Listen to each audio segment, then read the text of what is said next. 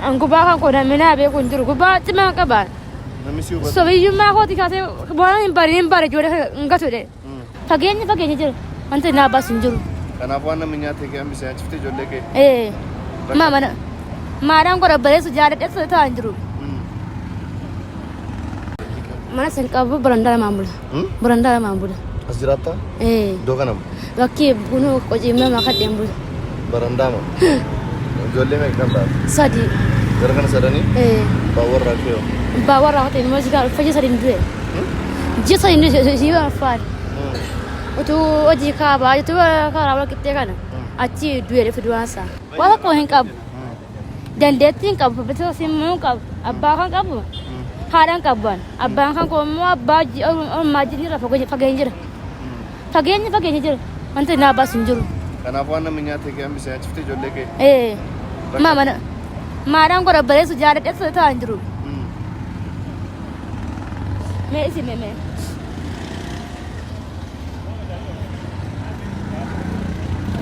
Gubaa ijoollee kana natti hin kaasanii jira. Ijoollee keetii itti akkas taate. Maa hin boodde. Tuu qabaattee ijoollee keetii maal gochuu barbaadde? Silaa barsiifachuu nan danda'a kunoo. Barumsa irraa nan kutee barumsa hin barattu daftara dubbisuudhaan danda'u. Saamunaa bituudhaan saamunaan birii 50 birii 60 kanaa gadi hin jiru saamunaan. Isuma biteetti miicuudhaa kunoo gizeen qabu gizeen miicee ka'u haati natti badaa. Gubaa kan qodan minaa beekun jiru gubaa cimaa qaba. Namni si hubatu. Sobiyyummaa kooti kaasee waan hin bare ijoollee hin gatudha.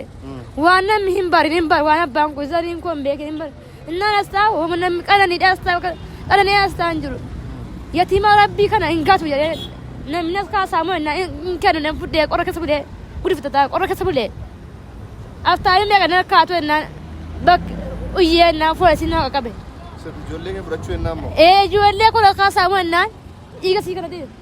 Iyyee ennaan fuula isin nama qaban fuula isin nama achi keessa gibbii sana keessa jechuudha.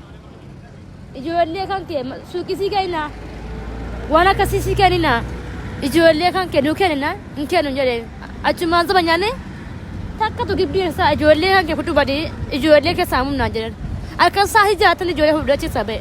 Egaan obboleettiin keenya kuni haadha ilmaan sadiiti. Abbaa manaan ishee erga jalaa boqotee jechuudha. Mana keessa jiraattu dhabdee bakkee jiraatti. Halkan haala kanaan dukkana keessa bakkee teessee waan argatte kadhatti. Rakkoon ishee inni guddaan manuma waan ta'eef mana kilaasiidhuma tokko kan isin ijoollee si keessa raffifattu haala mijeessuu fi danda'uu qabna yoo rabbi jedhe immoo hojii waan isin hojjettee of jijjiiruu dandeessu otoo goonee fi yaada jedhuun qaba.